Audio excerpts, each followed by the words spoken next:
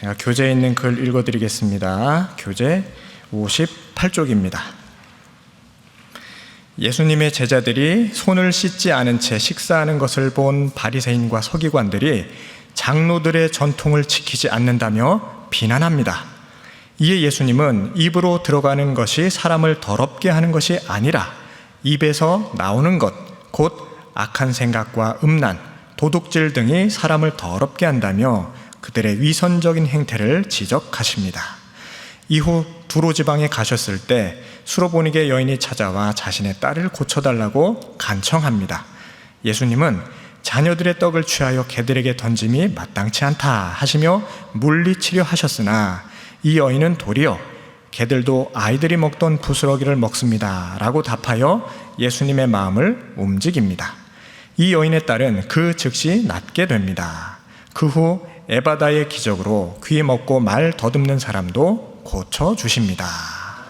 아멘.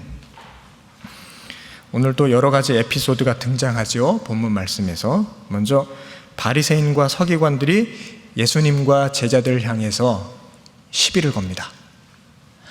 어떤 문제로 시비를 거냐면 제자들이 손을 씻지 않고 떡을 집어서 먹는 것을 보고 요것 가지고 시비를 걸었어요.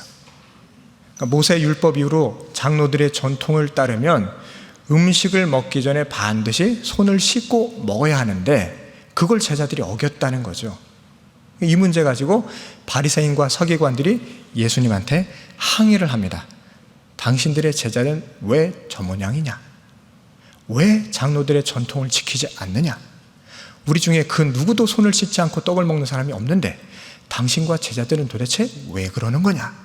라고 시비를 겁니다. 예수님께서 뭐라고 답하셨는지 쭉 읽어보셔서 잘 아시죠?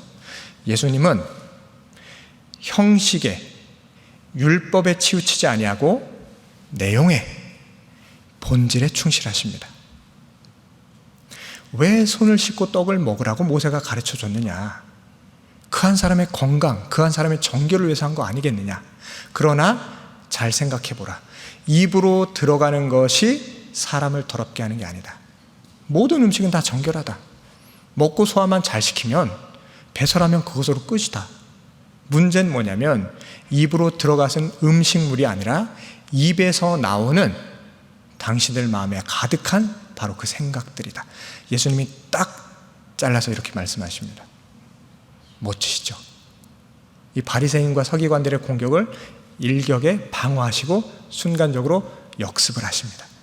그런데 바리새인과 서기관들이 답할 말이 없죠. 이 말씀이 맞으니까, 옳은 말씀이니까. 그렇잖아요. 이 바리새인과 서기관들은 손을 씻어야 한다는 형식에 집중하고 있습니다. 그걸 율법화해가지고 반드시 지켜야만 구원에 이른다라고 가르치고 있습니다. 이게 율법주의입니다. 이게 구약시대 문화입니다. 그런데 지금은 다 깨어졌죠. 신약시대입니다. 율법을 지킨다고 해서 구원받는 게 아닙니다. 그 본질을 우리 예수님이 꿰뚫어 보시고 제자들뿐 아니라 바리새인과 서기관들에게 올바로 가르쳐주고 계십니다. 그래서 우리가 이 새벽에 이렇게 기도하기를 원합니다. 시대의 풍습을 따를 것이 아니라 하나님의 말씀을 쫓게 하옵소서. 시대의 풍습을 따를 것 아니라 하나님의 말씀만을 따르게 하여 주옵소서. 이 바리새인과 서기관들이 주장한 것은 그 시대의 율법이었습니다. 하지만 예수님께서 말씀하신 것은 시대를 관통하는 말씀의 본질, 하나님께서 왜 손을 씻고 음식을 먹으라고 하셨겠느냐? 그 한 사람의 마음, 그 한 사람의 건강을 배려하신 하나님의 놀라운 섭리입니다. 우리 시대에는 이런 게 뭐가 있을까요? 시대의 풍습들 뭐가 있을까요? 말씀 준비하면서 곰곰 생각을 해봤습니다. 한국 사회에 만연한 거 있습니다. 사람과 사람이 처음 만나면 인사를 하고 이런 거 물어봅니다. 고향이 어디십니까? 이런 거 물어봅니다. 학교는 어디를 나오셨습니까? 혹시 성이 김씨신데 어디 김씨십니까? 이런 거 물어봅니다. 많이 들어보셨죠? 그리고 이런 질문 하신 적도 있으시죠? 네, 시대의 풍습입니다. 하나님 앞에서 학연 중요하겠습니까? 지연 중요하겠습니까? 혈연 중요하겠습니까? 전혀요. 하나님은 우리의 고향을 묻지 않으십니다. 내가 어느 김씨인지 아무런 상관도 안 하십니다. 어느 학교 출신인지도 전혀 중요하지 않습니다. 왜 하나님이 관심하지 않는데 우리는 관심합니까? 시대의 풍습이라 그렇습니다. 이 한국 사회의 교묘한 배제의 논리입니다. 나와 동양 사람이라면 그 사람은 챙겨주겠다. 아니라고? 그러면 그 사람은 배제시키겠다. 단순한 논리입니다. 미국 캘리포니아보다 작은 이 대한민국에서, 중국의 운남성보다도 작은 이 대한민국에서 왜 고향을 물어야 되고 왜 출신 학교를 물어야 합니까? 교회에서만큼은 그렇게 안 하시기를 바랍니다. 교회는 그 누구든 들어와서 다 하나님의 자녀가 되는 곳입니다. 그 사람의 출신 중요하지 않습니다. 그 사람의 배경 전혀 중요하지 않습니다. 교회에 들어왔다는 그 사실 하나만 가지고 우리는 형제가 되고 자매가 됩니다. 그래서 오늘 말씀 통해서 내가 말씀이 아니라 이 시대의 풍습을 따르고 있었던 것이 무엇이 있었나 곰곰 돌이켜보고 마음속에 가득한 악한 생각들 다 내어버리시고 정결하게 변화되는, 순전하게 거듭나는 내가 되게 하여 주옵소서. 이렇게 기도하는 이 새벽이 되기를 바랍니다. 시대의 풍습 따를 것이 아니라 오직 하나님의 말씀만 쫓게 하옵소서. 첫 번째로 이렇게 기도해 주시기를 바랍니다. 두 번째로는 이렇게 기도했으면 좋겠습니다. 간절히 사모하게 하여 주옵소서. 간절히 사모하게 하여 주옵소서. 예수님께서 길을 가시다가 수로보니게 여인을 만납니다.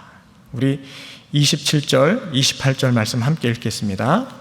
27절, 28절 말씀 시작. 예수께서 이르시되 자녀로 먼저 배불리 먹게 할지니 자녀의 떡을 취하여 개들에게 던짐이 마땅치 아니하니라. 여자가 대답하여 이르되 주여 올소이다마는 상 아래 개들도 아이들이 먹던 부스러기를 먹나이다.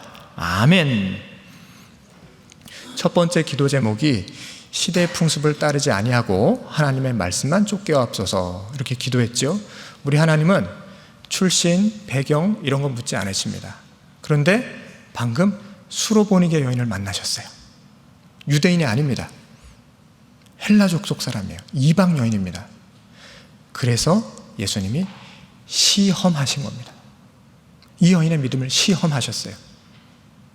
이방 여인이여, 내가 가지고 있는 떡들은 우리 동족들 유대인에게 주는 것도 부족하다. 하물며 이걸 내가 어찌 개들에게 주겠는가? 예수님이 이렇게 도발하십니다. 이 수로보니게 여인을 개라고 지칭하셨어요. 이런 말을 직접 들었다고 생각해 보십시오. 자존심 상하지 않겠습니까? 나보고 개라고? 화가 나지 않으시겠습니까? 그런데 이 수로보니게 여인이 뭐라고 대답을 합니까? 오직 딸을 살리겠다는 일념만 가지고 너무 지혜롭게 답변을 합니다. 주여 올소이다마는 제가 개가 돼도 좋습니다. 제가 이방 여인이기 때문에 그런 취급당해도 괜찮습니다. 하지만 아이들도 주인의 상에서 떨어지는 부스러기 먹지 않습니까? 이렇게 대답을 합니다. 이 말씀을 듣고 예수님이 너무 기뻐서 이렇게 말씀하시죠. 귀신이 내 딸에게서 나갔다. 우리 예수님이 이러십니다. 그러니 우리 이 새벽에 이렇게 기도하기를 원합니다. 간절히 사모하게 하여 주옵소서. 수로보니게 여인이 자존심이 앞섰다면, 자기의 감정이 앞섰다면 화를 내고 뒤돌아서 갈 겁니다. 별꼴이야, 나보고 개라고, 정말. 그러고선 다시는 예수님을 거들떠보지도 않고 뒤돌아서 휙 갈 길을 갔을 터인데, 이 수로보니게 여인이 잘한 것이 뭐냐면 끝까지 예수님께 매달렸다는 사실입니다. 끝까지. 이것이 간절함입니다. 우리의 기도에 이것이 필요합니다. 주님, 내 기도 들어주시면 좋고요. 뭐 아니어도 뭐 큰 상관은 없어요. 이렇게 안일하게 혹시 기도하고 계신다면 그런 기도 응답받기 힘듭니다.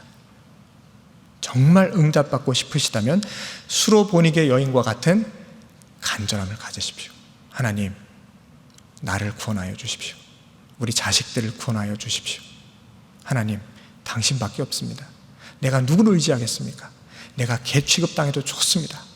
전혀 괜찮으니 부스러기의 은혜라도 나에게 허락하여 주시옵소서. 이렇게 기도하는 저와 여러분 되시기를 간절히 축원드립니다. 마지막 세 번째로 이렇게 기도하겠습니다. 하나님, 에바다의 은혜를 나에게 허락하여 주옵소서. 에바다의 은혜를 허락하여 주시옵소서. 에바다가 무슨 뜻입니까? 열리다. 우리 34절, 35절 말씀 함께 읽겠습니다. 시작. 하늘을 우러러 탄식하시며 그에게 이르시되 에바다 하시니 이는 열리라는 뜻이라. 그의 귀가 열리고 혀가 맺힌 것이 곧 풀려 말이 분명하여졌더라. 아멘. 이 에바다의 역사는 2000년 전 이스라엘 땅에서만 있었던 것 아니라 지금 우리나라, 지금 이 성전 안에서도 일어납니다. 믿으십니까? 우리 하나님께서는 에바다의 역사를 일으키시는 분입니다. 막힌 담을 허시는 분입니다. 닫혀있는 문을 여시는 분입니다. 맺힌 것을 풀어주시는 분이십니다. 이 에바다의 역사가 나에게, 우리 가정에게 임하게 하여 주옵소서. 비결은 두 번째 기도 제목에 나와 있습니다. 간절히 부르짖으시면 됩니다. 하나님을 부여잡고 주여, 당신밖에 없습니다. 내가 누구 의지하겠습니까? 나에게, 우리 가족들에게 에바다의 역사 일으켜 주시옵소서.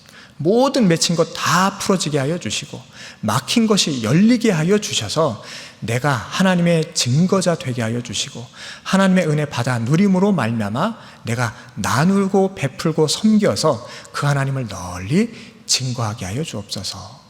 이렇게 기도하심으로 하나님의 은혜 받아 누리셔서 하나님의 산 제물이 되어주시고 하나님의 증인이 되어주시고 우리 시대를 밝히는 하나님의 제자가 다 되시기를 간절히 축원드립니다. 아멘. 우리 함께 기도하시겠습니다. 하나님, 시대의 풍습 아니라 오직 하나님의 말씀만을 따르게 하여 주시옵소서. 더욱더 간절히 사모하고 기도하게 하여 주시옵소서. 에바다의 은혜가 나와 우리 가족과 우리 교회 위에 충만히 차고 넘치게 하여 주시옵소서. 이렇게 기도해 주시고 내일 주일 말씀 준비하고 계실 우리 배요한 위임 목사님 위해서 기도해 주시고 오늘 있을 물놀이 행사 위해서 기도해 주시기 바랍니다. 태풍 때문에 물놀이가 힘들지 아니하도록 하나님 은혜 가운데 오늘 마당에 모인 모든 꼬맹이들과 학부모들이 기뻐하며 감격하는 시간 되게 하여 주시옵소서. 오늘 행사와 내일 주일 위하여서 또 나의 인생 위하여서 다 같이 한 목소리로 합심하여 기도하시겠습니다. 주여 믿습니다. 주여 믿습니다. 주여 믿습니다.